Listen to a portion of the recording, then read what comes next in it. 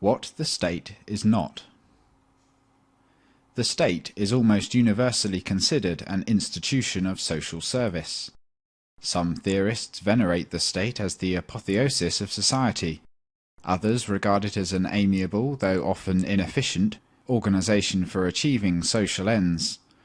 But almost all regard it as a necessary means for achieving the goals of mankind, a means to be ranged against the private sector, and often winning in this competition of resources. With the rise of democracy, the identification of the state with society has been redoubled, until it is common to hear sentiments expressed which violate virtually every tenet of reason and common sense, such as, "We are the government." The useful collective term "we" has enabled an ideological camouflage to be thrown over the reality of political life.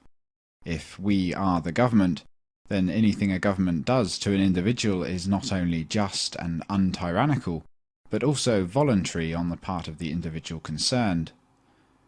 If the government has incurred a huge public debt which must be paid by taxing one group for the benefit of another, this reality of burden is obscured by saying that we owe it to ourselves. If the government conscripts a man or throws him into jail for dissident opinion, then he is doing it to himself, and therefore nothing untoward has occurred. Under this reasoning, any Jews murdered by the Nazi government were not murdered. Instead, they must have committed suicide, since they were the government, which was democratically chosen, and therefore anything the government did to them was voluntary on their part. One would not think it necessary to belabor this point, and yet the overwhelming bulk of the people hold this fallacy to a greater or lesser degree. We must therefore emphasize that we are not the government. The government is not us. The government does not in any accurate sense represent the majority of the people. But even if it did, even if 70% of the people decided to murder the remaining 30%, this would still be murder, and would not be voluntary suicide on the part of the slaughtered minority. No organicist metaphor, no irrelevant bromide that we are all part of one another, must be permitted to obscure this basic fact.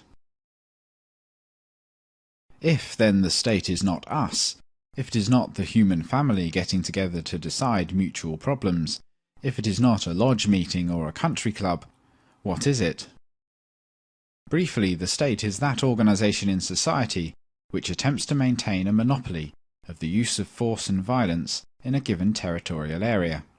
In particular, it is the only organization in society that obtains its revenue not by voluntary contribution or payment for services rendered, but by coercion. While other individuals or institutions obtain their income by production of goods and services, and by the peaceful and voluntary sale of those goods and services to others, the state obtains its revenue by the use of compulsion, that is, by the use and the threat of the jailhouse and the bayonet.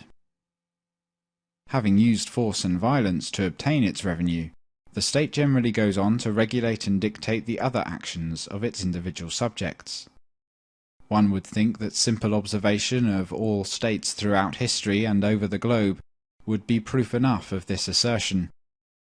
But the miasma of myth has lain so long over state activity that elaboration is necessary.